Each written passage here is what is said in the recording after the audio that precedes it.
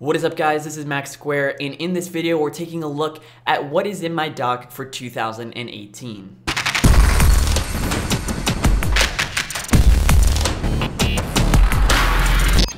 So for those of you who have been subscribed to the channel for a while, you may have noticed that my dock has not changed at all in the last few years. In fact, it's actually stayed at the bottom of the screen, and I've never really added or removed any apps.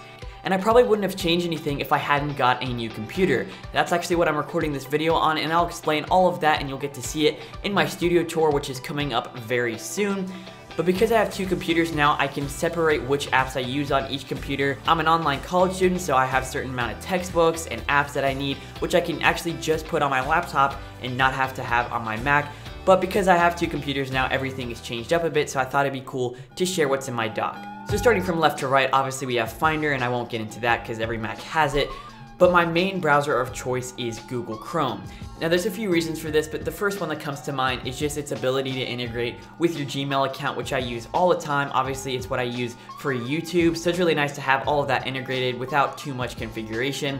The second thing is extensions. There are so many awesome extensions in Chrome, and I know there are equivalent extensions in Safari, and I'm guessing in Firefox and Opera, if you use those. But you'll see that I'm rocking Unsplash Instant, so whenever I create a new tab, I'll get these awesome images and it'll load really quickly. So it's little things like that. And thirdly, the tools for developers are a lot nicer. There's tons of options, and really, I haven't even explored all the tools available. But for example, when you go into the inspect element, the layout is just a lot cleaner than that of Safari's, and you can load custom themes like this dark UI right here. Next up, I'm just rocking the default Mail client for Mac. I know I've featured some third-party clients out there, and I'm still testing a bunch of those, some that I haven't even featured on the channel, and I'm doing one big comparison and trying to figure out which one I want to use, but for now, I'm just using the default Mail app. Then I have iMessage, which is pretty self-explanatory, and then we have Slack. Now this is what I use primarily just to communicate with clients for my business and any other freelancers or contractors that I'm working with. This is usually the place to go. But one of my favorite features of Slack is you can join a bunch of communities. For example, I'm a part of the Unsplash community where you can just talk about photos, get feedback from other photographers out there, and it's all free. It's really easy to use, but it's a great way to connect with other people with your same interests.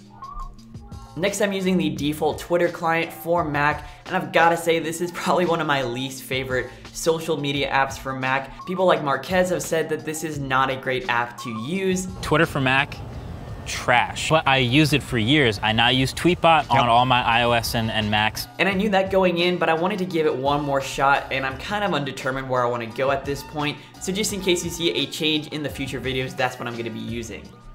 Next, I'm using an Instagram client called Flume. This is made by a third-party developer, and I've got to say this is one of my favorite Instagram clients out there. But there's so much you can do with this app. If we head over into the preferences and we go to the design menu, you can change from a dark to a light theme. You can increase or decrease the font size. You can hide the title bar and even hide the post details if all you want to see is just photos with no text. Now you are actually able to post from this client. You do, however, have to upgrade for about an $8 or $10 fee, I think, but it's definitely worth it. You get to add multiple accounts, you get to post from your Mac. So if that's what you're looking for in an Instagram client, I definitely think it's worth it.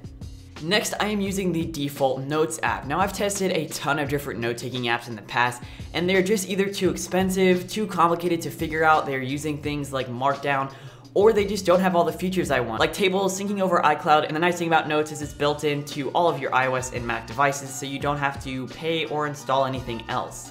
Next up, I am a huge fan of Trello. This is one of my favorite ways to organize my to-do list and upcoming items. You'll see that I only have a couple boards here, just one for Max Square and one for school. So these are all the things I need to do for my college courses. And if we switch over to Max Square, you'll see I have a to-do list and upcoming video ideas. Now Trello is actually free to use for most of the features that you'll need, and it comes with a ton of integrations, so you can connect it to things like Slack, Dropbox, Google Drive, really whatever you want, and it will be able to connect it through to one of those third-party apps.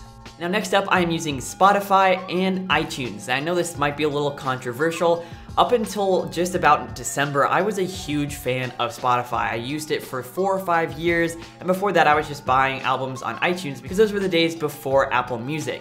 So Spotify was really the first kind of streaming service out there that went mainstream, and it became my daily driver. Now in my music I used to work to video that I made in the end of December, I talked about potentially switching over, and so right now I'm actually using both of these apps. The reason I'm trying out Apple Music is just because it integrates so well with Mac and iOS. You can say things like, "Hey Siri,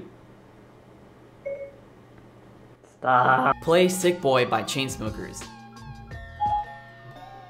So it's really useful in a scenario like that. Now I also have Safari running just for a single widget. It actually just shows my subscriber count on my other monitor. Now the reason I'm using Safari and not Chrome for this is that if I were running Chrome for a small widget like this, anytime I would open a new window, it would be this size, and then if I accidentally quit it or hide it, then this widget would go away. So I'm using Safari just to run this one widget, and it's a little bit cleaner in full screen mode than Chrome.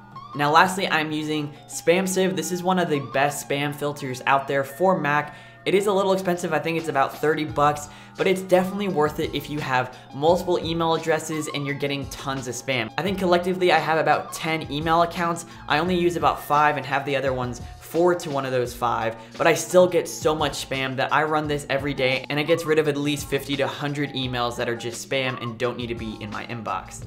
So guys, that is what is in my dock for 2018. I cannot promise that it will stay this way forever. It may end up changing in the next few months. You may see it change in the next video, but this is what I'm using currently and I hope you enjoyed. Thank you so much for watching and I will see you in the next one.